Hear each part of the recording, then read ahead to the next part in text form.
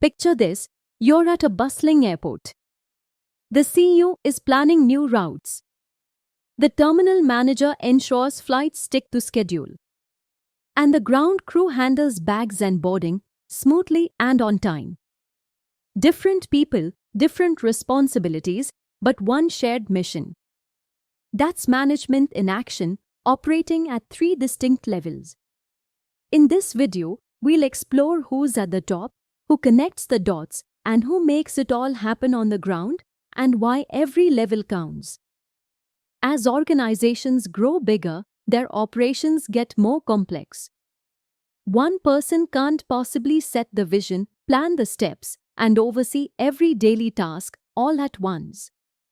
That's why management is divided into levels, each one designed to handle a specific layer of responsibility. It's like a pyramid of leadership, from top-level thinkers to action-level doers. Let's break it down, one level at a time. At the very top sits the top-level management, the visionaries. These include the CEO, managing director, and board of directors. Their job? To answer the big questions: where is the company headed? What goals are we chasing? And what strategy will get us there? Whether it's expanding into new markets, launching a bold new product, or going green, these decisions start here. And because they affect the entire organization, the top level shapes not just what the company does, but what it becomes. Next, we meet the middle-level management, the bridge between vision and action. These are your department heads, regional managers, and plant supervisors. Their role? Turning broad company goals into concrete, department-level plans. Say the top-level targets a 20% growth this year, middle managers figure out how sales, marketing, HR, and operations will deliver that growth. They also coordinate people, budgets, and timelines across teams, ensuring every department moves in sync. Without this layer, great strategies would never become reality. Now we reach the operational level, the boots on the ground. These are the supervisors, foremen, and team leaders who manage daily tasks and frontline workers. Their job? Keeping the engine running, assigning shifts, monitoring attendance, meeting production or service targets. They don't sit in boardrooms.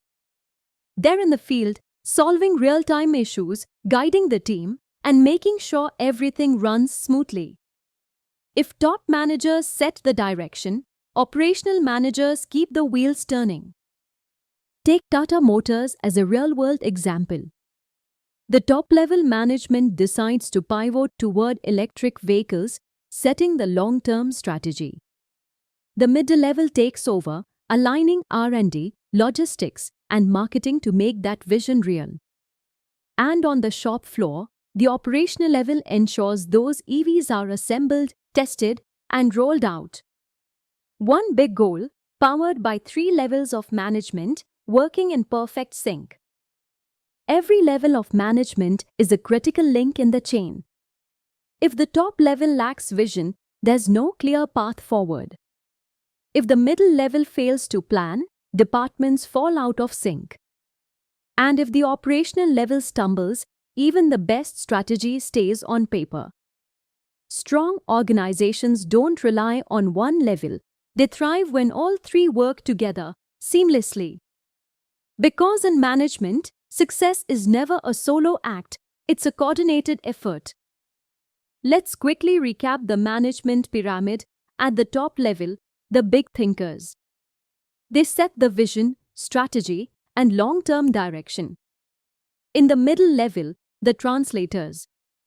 They turn vision into action through planning and coordination. And at the operational level, the doers. They manage daily tasks, supervise work, and deliver results. 3 levels, 1 structure, keeping the organization focused, agile, and moving forward. So the next time you spot a smooth product launch, a flawless event, or a well-run service, you're witnessing the magic of all 3 levels of management working in harmony. In our next video, we dive into the functions of management, step by step, from planning to controlling. Stay with us, because understanding what managers do is where the real journey begins.